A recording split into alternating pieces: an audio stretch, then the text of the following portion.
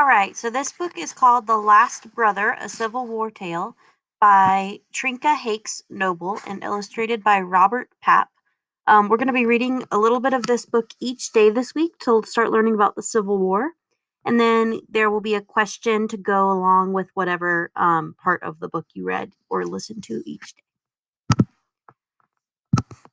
All right.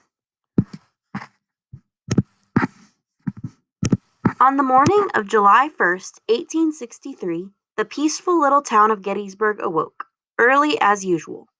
Front porches were swept clean, feather beds aired, and blackberry jam bubbled on the stove. In the town square, old men dozed in the shade while small barefoot boys scampered toward Seminary Ridge, carrying fishing poles and berry pails.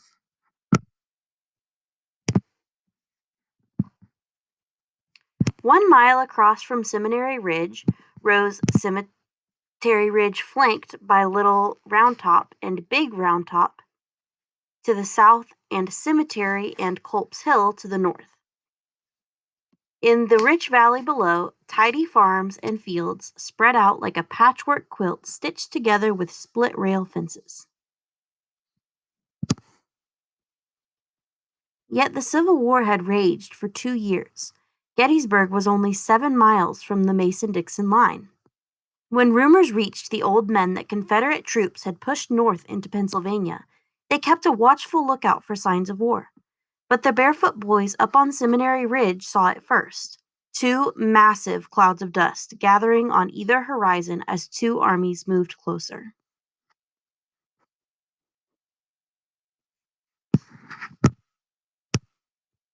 In one cloud of dust marched a young boy in a blue uniform, with a full knapsack, a canteen, and a brass bugle slung over his shoulder. His name was Gabriel, and he was a bugler in the Union Army, even though he was only 11. Gabe was the youngest in a big Pennsylvania farm family of 4 boys and 5 girls.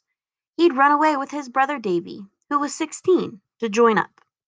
When the recruiting officer asked Davy his age, Davy honestly replied, "I'm over 18," because he had slipped a piece of paper inside his shoe with 18 penciled on it. Then he pointed at Gabe.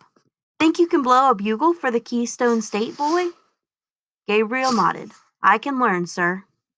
Lots of boys Davy's age got the war fever, hankering for adventure and glory, but Gabe had his own reason for tagging after Davy, and this page is going to be very important for you to remember to go back to for answering your question today.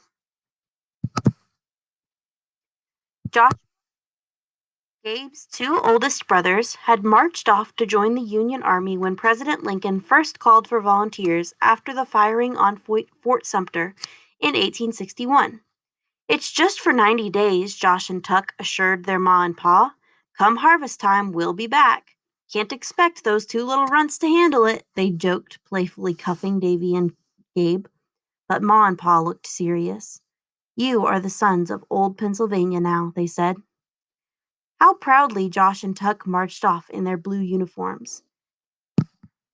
Davy and Gabe had raced alongside, shouting, "The Union forever!" while their sisters cheered, waving white handkerchiefs. But harvest time came and went.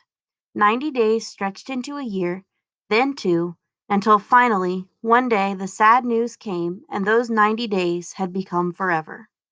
That's when Gabe knew Davy would enlist and he would follow.